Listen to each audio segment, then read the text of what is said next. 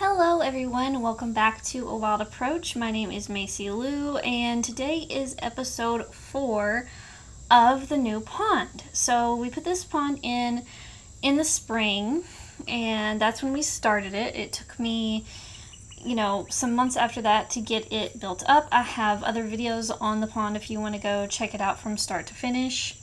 And technically it's not finished. I have a lot more work I want to do on it, but today let's talk about the things I saw at the pond in late July. So let's get right into it. This day that I took this footage was just perfect. The lighting was perfect. It felt like a little rainforest oasis or something. It was just really looking tropical and beautiful on this day. And we will be right back after this break. Hey guys, thank you so much for clicking on this video. Please don't forget to hit the like button if you are enjoying this content so that I can know what videos you all like the best. Guys, thank you so much for supporting this channel. If you want to further support this channel, you can pick up some art prints from me or original artwork at macylou.com/shop. Again, that's macylou.com/shop. MACEYLOU.com/shop.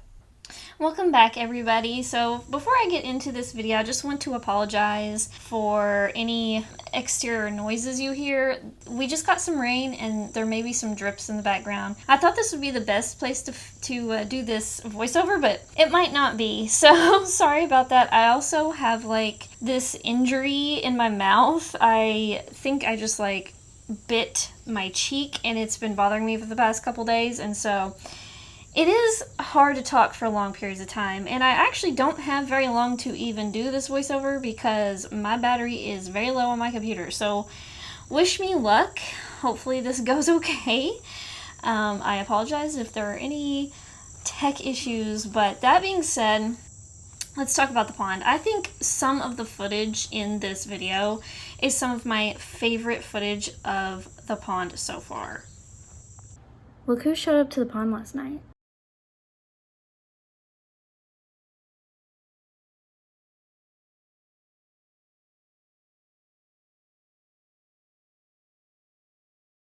Yeah, so a raccoon definitely visited the pond, and it was so cute to see the footage of it leaving the pond and its little wet footprints on the driveway. However, I did recently get a trail cam. Finally, I've been meaning to do that for, I don't know, the last year and a half or so. Finally did it. I haven't put it up yet. I mean, I did put it up as a test in the arbor garden, but didn't really pick up any footage. And anyway, so that being said, I plan to put it near the pond. I just haven't figured out a good place to put it and at the right angle and all of that, but I'm working on it. I'm going to be working on it as much as possible to figure that out. But in the meantime, this is the footage that I've got for you of the plants around the pond, and then that little security camera footage of the raccoon, and I've been loving this pond. I do not regret it at all. In fact, it has been so much more worth it than I even expected. I was just like, oh, I want some dragonflies and some frogs, and that's really my main thing. And let me tell you, I did not expect to be so blown away by not only the dragonflies and the frogs, but the butterflies. I mean, the butterflies have been loving the pickerel weed, which in the next episode I should have better footage of butterflies actually using the pickerel weed, but there may have been footage in the last episode of that as well, but not so much in this episode. But since then, I've had monarchs use the pickerel weed, so it's pretty cool. And that being said, the plants are doing so well for the most part. There may be a couple that weren't doing as well, but most of the pond plants are flourishing and growing and expanding even. So I'm really curious when it's time for me to check on the roots of these things, how extensive they're actually going to be. I can't even imagine. So as you can see, if you have watched the other renditions, the other episodes of the series of the pond, you'll see how different this is right here. This scene of the pond from the gate is just incredible. It looks almost, not quite fully, but almost like it's just a natural pond, almost like it's been there for a long time, or at least longer than what it's really been. Because, this footage is from July, late July, and we started the groundbreaking of this, I think in March or April, if I remember correctly. So it's only been in there for a few months, and already it has hosted so much life. I've lost count of how many frogs have lived in here, and so many, I don't know what you call it, clutches, litters, groups of tadpoles have been in here, like, as a group is finishing up developing into a frog, another group of tadpoles shows up, and so it's been this constant cycle. It's pretty cool. And we have mud dauber wasps that get the mud. They kind of steal from us a little bit, but it's okay. They're part of the ecosystem, and I love them. But I will say, I'm going to have to do extensive work on this pond in the fall and winter.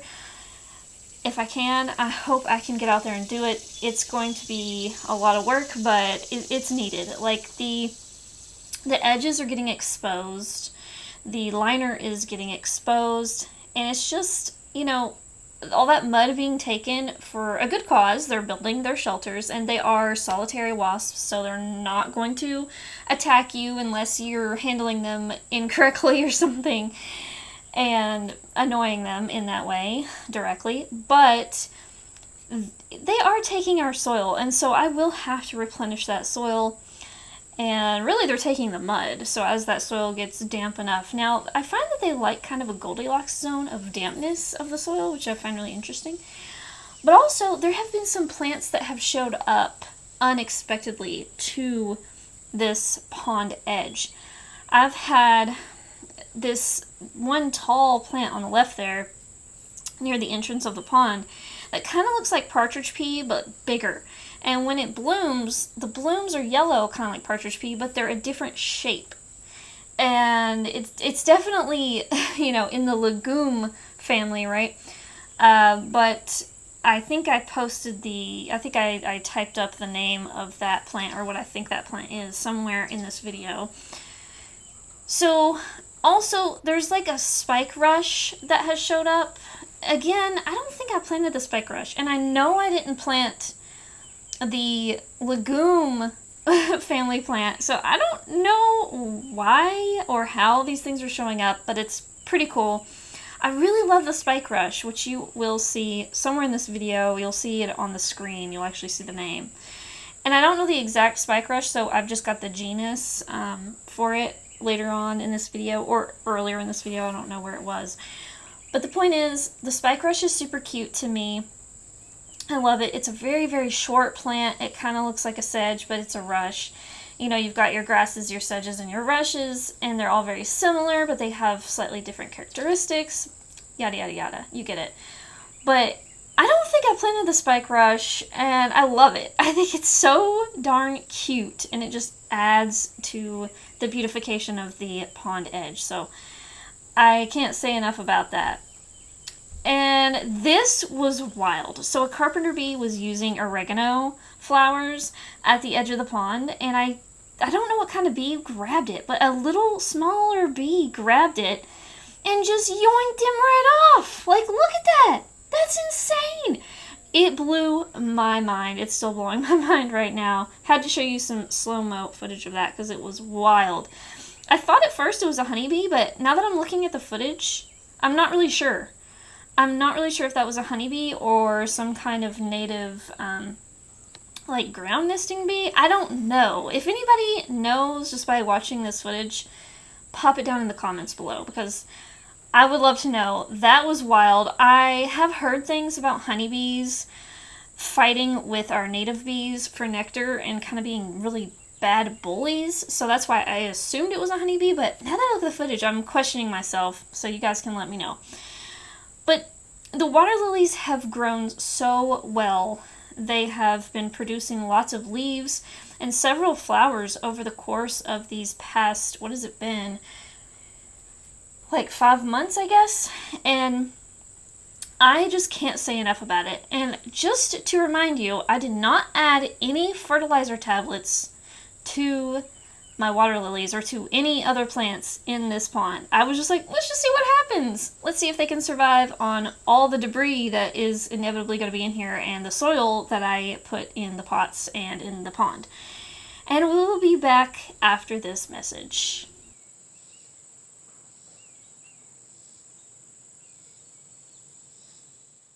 I have other videos that you can check out where I talk about how to attract butterflies in general, and I cover a lot of things. Some of them are unexpected.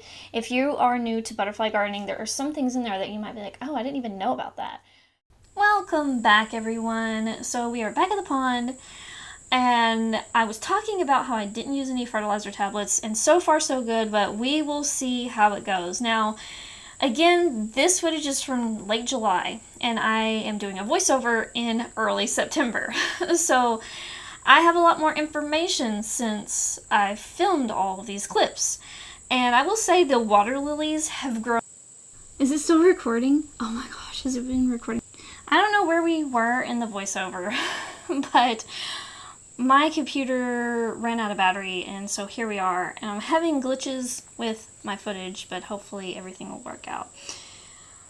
I don't know where I was in the video, so I'm just going to be doing my best, but I do want to say that my biggest takeaways are, yes, do your research, but don't let your research hold you back from getting started. Just go ahead and get started with the pond. Stop overthinking it. The wildlife is a lot more resilient than you think, and you don't have to have a perfect pond for them to show up. The main thing is you just want to be careful with the water and where you get your water from, and just you want the water to be safe for the wildlife. That's the main thing. And so you don't want to use water directly from your hose the whole time, like when you do refills and things like that. Use a hose filter, kind of like what you get for RVs and things like that, or use rainwater. Those are my recommendations for that part. And the other part of it is, it will be so much more fun than you think it is. I truly believe that. The pond is so much better than I expected it to be. I did not expect it to be this much fun.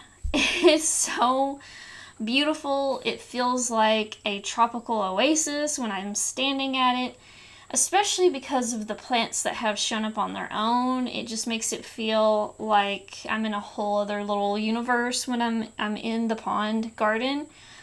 So I can't really say that enough. I am so happy that I did this. It is far superior, in my opinion, to any bird bath you will ever find. Even though there's not footage of the birds in this episode, it's because they're scared of me and I'm standing at the pond for a lot of this episode. And they're not typically going to come up to it when I'm standing right there at it. So, that being said, I can get 8 or 12 birds at my pond at a time, and I don't even have a waterfall. I don't even have a pump. I don't even have a fountain.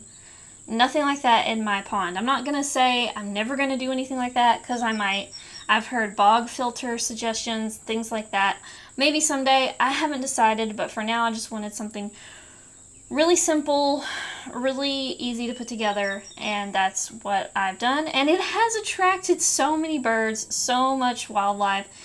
Dragonflies, damselflies, frogs, I get to watch the tadpoles, the damselfly, or the dragonfly larvae.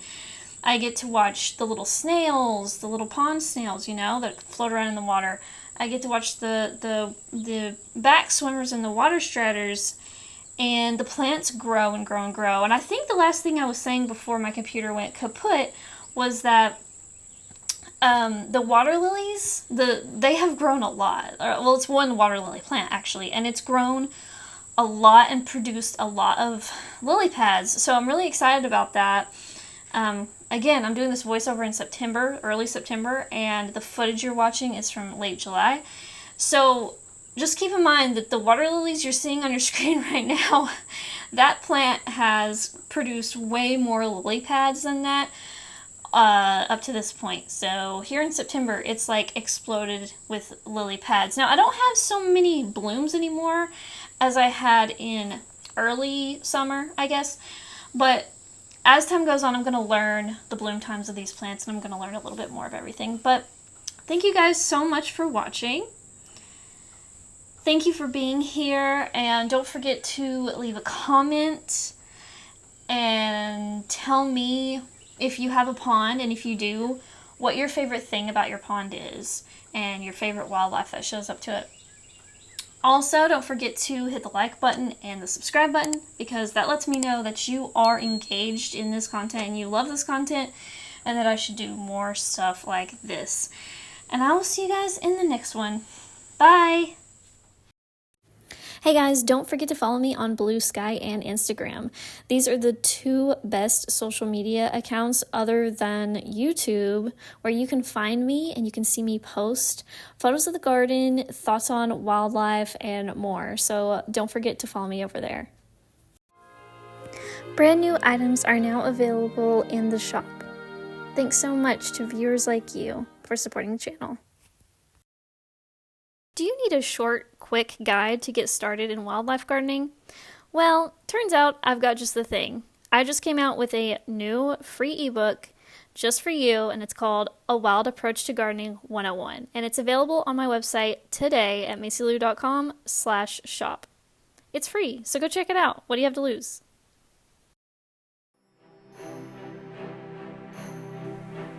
To support the channel, like the video, comment, and subscribe.